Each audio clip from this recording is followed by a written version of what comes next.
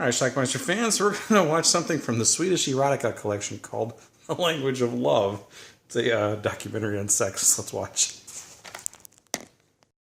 We don't need words, because the language of love. Our movie starts, we see an introduction to who our group roundtable of sex experts is going to be. 2 men and 2 women.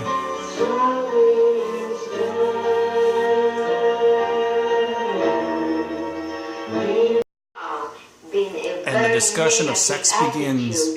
Towards sex and sexual life, just like a wave, like this. Yeah, I should say that they had a whole complex of taboos that they tried to pass on to their children, kind of colored glasses.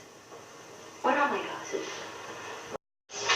So our sex experts discuss problems that couples have, and then we see some of these problems acted out by some actors, actresses, and real people. This is a woman discovering her husband has porno magazines. What is this?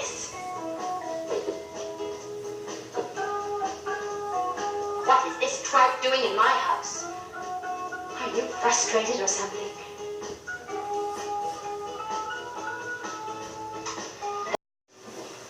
Here the guy discusses how they film some of the private sex scenes. That the majority of us, when making love, want privacy and freedom of anxiety.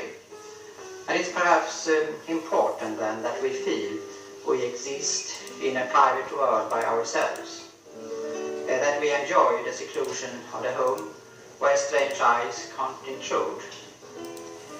We have tried here to create a world where our That's actually a big round bed. Invisible eyes. A discussion about dolls. Now the people of Denmark were able to buy dolls which resembled the children. They played with them. They played with them, exactly. It's rather fantastic, I think. Yes, and it's only 50 years ago. I mean, and this is only 2 examples of prejudice in sexual life. But we hope, all of us, that with this movie we will break down this prejudice, and that's a trend all over the world. We're then treated to a montage of various couples in the beginning stages of intimacy, before the clothes come off.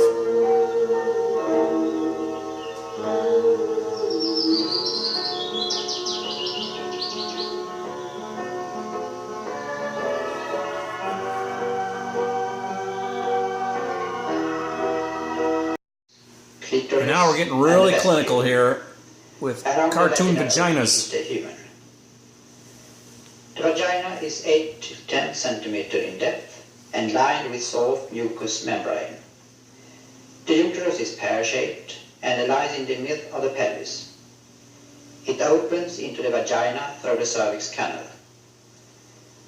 Greece. Some talks about the penis now. We're very proud of having a very big erected penis, and it's funny even to read about the god called Priapos, to whom they prayed in order to get pregnant, and he is said to have had a very large erected penis.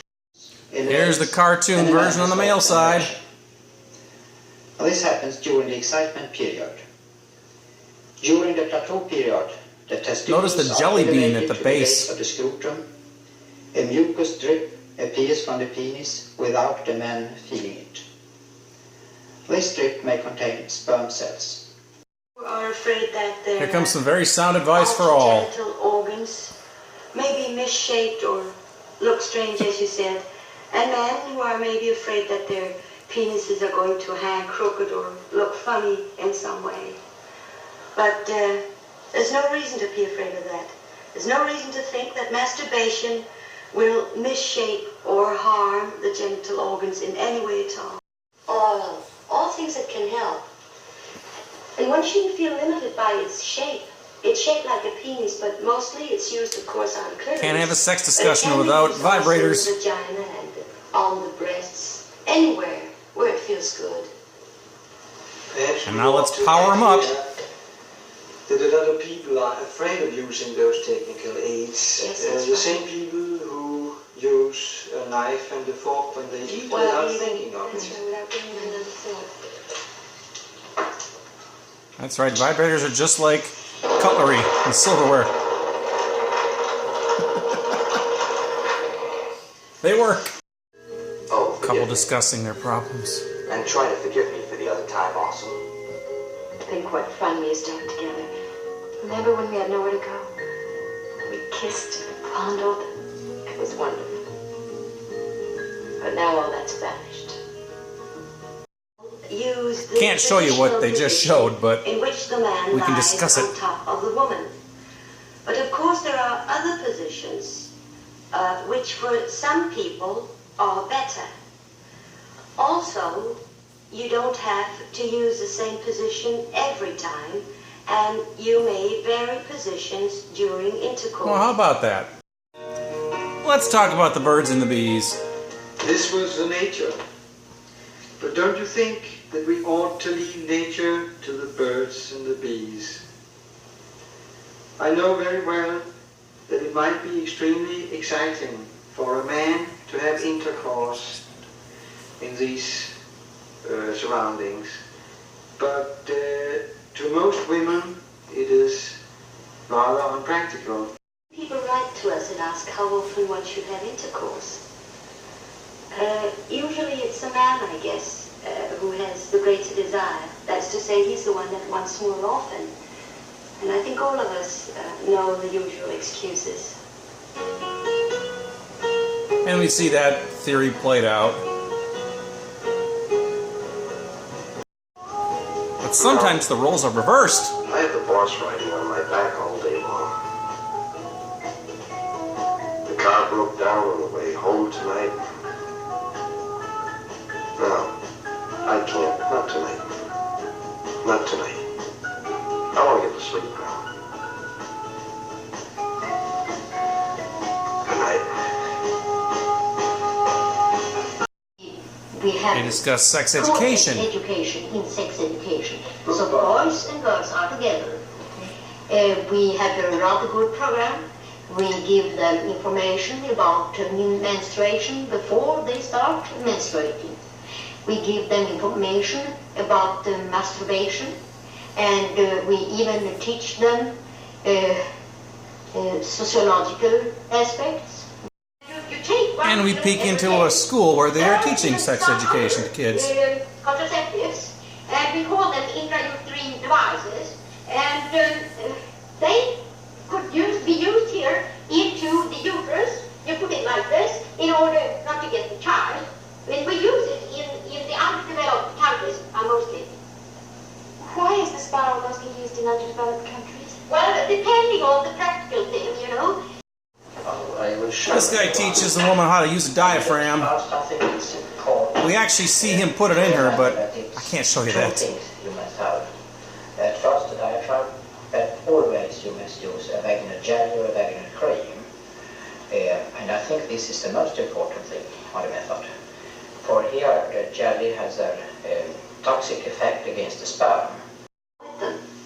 Let's talk about and women boobs. often feel inferior and almost deformed when we look at these outsized girls with girdles and brassieres that lift up. I should say that gives the breasts an unnatural uplift. And the men are not better off. A man can hardly open his paper without being made aware of these unrealistic demands. Here we peek in on a couple that have been around together for many years. It's great to be free of playing a part, to be simply myself. To think that we finally managed to find a way of living together. To lie down close to each other without always making demands. What are those lines again? Inside, down deep inside, we are always together. Documentary ends with an old couple. I wait in silence.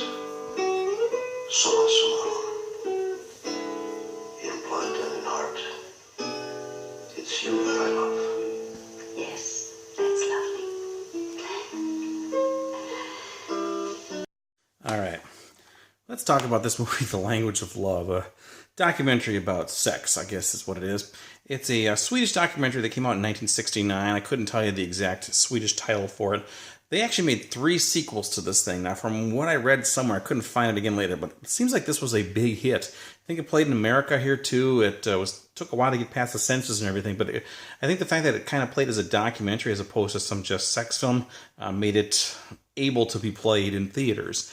It's interesting, though, because there's some hardcore sex in this movie. There's actual insertion that you can see, and there's some hardcore photographs, and basically, what we have here, I believe the 4 people who were in this roundtable discussion, I think one was a husband and wife, Stan and Inga Hegler. I think they were real, like, sexologists, doctors, whatever they were, and the other 2 were too, and they were all experts in this field. And they just sat there talking about sex, and then they would show scenes of what they were basically talking about. Now, the people in these scenes, I believe most of them were not actors. They were just volunteers. It's kind of like that TV show with the Masters and Johnson TV show, Masters of Sex, I think it was on. I think it was Showtime, actually.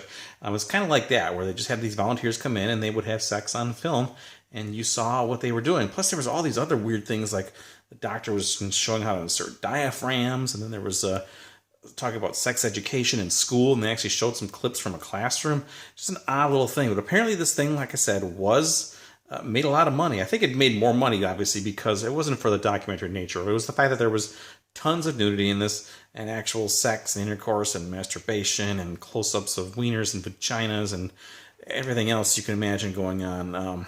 The hardcore stuff was very, very, very brief, but it is in there. So, but again, that's the kind of stuff you don't see in quote-unquote Main Street cinema. So I think the fact that it was salacious like that is what made it some money. So it spawned 3 sequels, 2 of which are on this collection.